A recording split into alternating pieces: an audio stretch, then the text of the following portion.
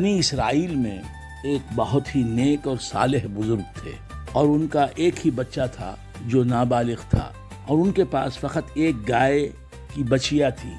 ان بزرگ نے اپنی وفات کے قریب ہی اس بچیا کو جنگل میں لے جا کر ایک جھاڑی کے پاس یہ کہہ کر چھوڑ دیا کہ یا اللہ، میں اس بچیا کو اس وقت تک تیری امانت میں دیتا ہوں کہ میرا بچہ بالغ ہو جائے۔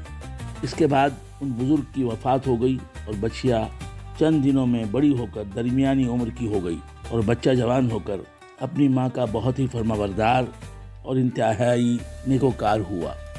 اس نے اپنی رات کو 3 حصوں میں تقسیم کیا، ایک حصے میں سوتا تھا، اور ایک حصے میں عبادت کرتا تھا، اور ایک حصے میں اپنی ماں کی خدمت کرتا تھا۔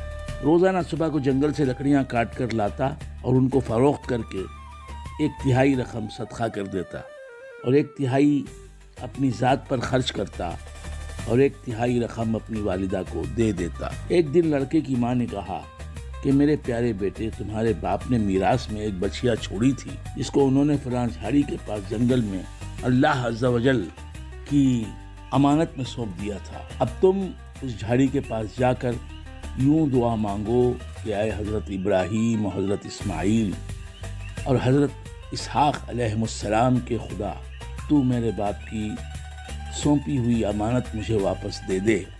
اور اس بچیا کی نشانی یہ ہے کہ وہ پیلے رنگ کی ہوگی، اور اس کی کھال اس طرح چمک رہی ہوگی کہ گویا سورج کی کرنیں اس میں سے نکل رہی ہیں۔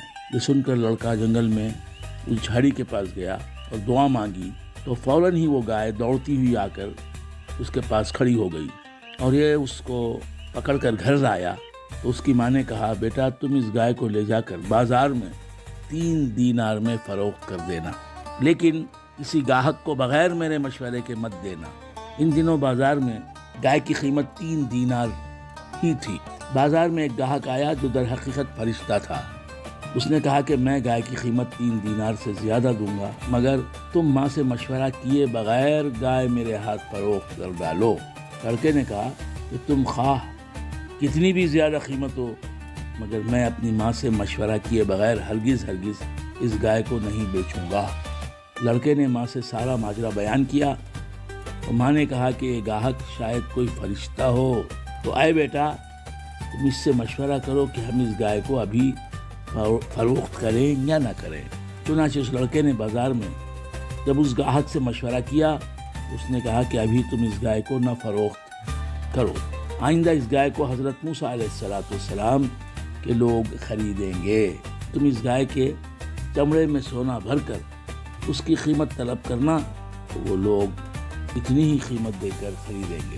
چنانچہ چند ہی دنوں کے بعد بنی اسرائیل کے ایک بہت مالدار آدمی کو، جس کا نام عامیل تھا، اس کے چچا کے دونوں لڑکوں نے اس کو قتل کر دیا اور اس کی لاش کو ایک ویرانے میں ڈال دیا۔ صبح کا قاتل کی تلاش شروع ہوئی، مگر جب کوئی سراغ نہ ملا تو کچھ لوگ حضرت موسیٰ علیہ السلام کی خدمت میں حاضر ہوئے اور قاتل کا پتہ پوچھا۔ آپ نے فرمایا کہ تم لوگ ایک گائے ذبح کرو اور اس کی زبان یا دم کی ہڈی سے لاش کو مارو، تو وہ زندہ ہو کر خود ہی اپنے قاتل کا نام بتا دے گا۔ یہ سن کر بنی اسرائیل نے گائے کے رنگ، اس کی عمر وغیرہ کے بارے میں بحث و قرید شروع کر دی، اور بالآخر جب وہ اچھی طرح سمجھ گئے کہ فلاں قسم کی گائے چاہیے، تو ایسی گائے کی تلاش شروع کر دی، یہاں تک کہ جب یہ لوگ اس لڑکے کی گائے کے پاس پہنچے تو ہو بہو یہ ایسی گائے تھی جس کی ان لوگوں کو ضرورت تھی۔ چنانچہ ان لوگوں نے گائے کو اس کے چمڑے میں بھر کر سونا اس کی قیمت دے کر خریدا اور ذبح کر کے اس کی زبان یا دم کی ہڈی سے مقتول کی لاش کو مارا، تو وہ زندہ ہو کر بول اٹھا کہ میرے قاتل میرے چچا کے دونوں لڑکے ہیں، جنہوں نے میرے مال کے لالچ میں مجھ کو قتل کر دیا ہے۔ یہ بتا کر پھر وہ مر گیا۔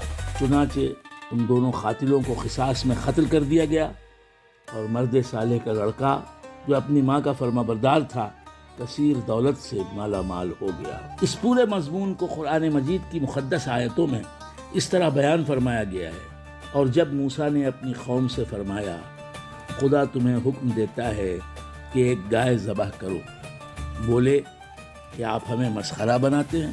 فرمایا خدا کی پناہ کہ میں جاہلوں سے ہوں، یعنی حضرت موسیٰ علیہ السلام نے جاہلوں سے ہونے سے خدا سے پناہ مانگی۔ بولے اپنے رب سے دعا کیجئے کہ وہ ہمیں بتا دے گا، وہ ہمیں بتا دے گائے کیسی ہے۔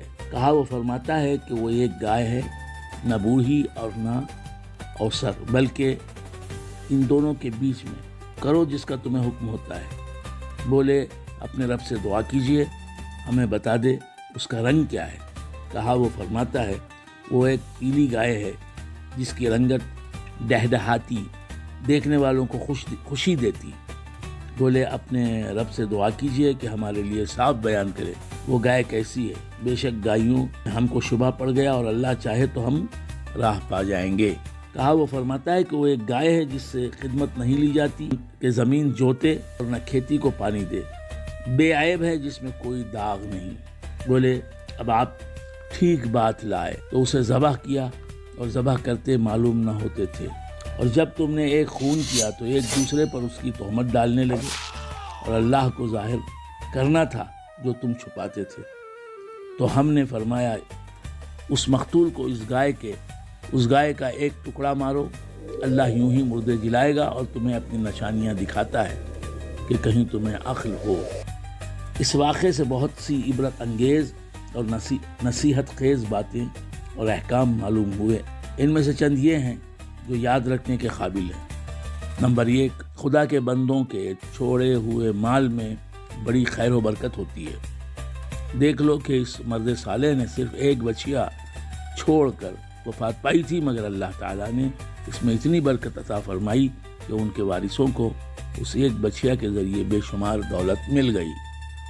نمبر 2، اس مرد صالح نے اولاد پر شفقت کرتے ہوئے بچیا کو اللہ کی امانت میں سونپا تھا، تو اس سے معلوم ہوا کہ اولاد پر شفقت رکھنا اور اولاد کے لیے کچھ مال چھوڑ جانا یہ اللہ والوں کا طریقہ ہے۔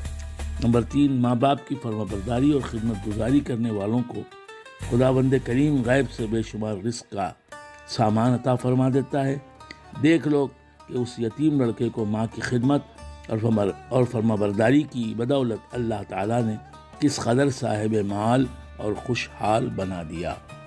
نمبر 4، خداوند قدوس کے احکام میں بحث اور قریت کرنا مصیبتوں کا سبب ہوا کرتا ہے۔ دیکھ لو بنی اسرائیل کو ایک گائے ذبح کرنے کا حکم ہوا تھا، اور وہ کوئی سی بھی ایک گائے ذبح کر دیتے تو فرض ادا ہو جاتا، مگر ان لوگوں نے جب بحث اور قریت شروع کر دی کہ کیسی گائے ہو، کیسا رنگ ہو، کتنی عمر ہو، تو مصیبت میں پڑ گئے تو انہیں ایک ایسی گائے ذبح کرنی پڑی جو بالکل نایاب تھی، اسی لیے اس کی قیمت اتنی زیادہ ادا کرنی پڑی کہ دنیا میں کسی گائے کی اتنی قیمت نہ ہوئی، نہ آئندہ ہونے کی امید ہے۔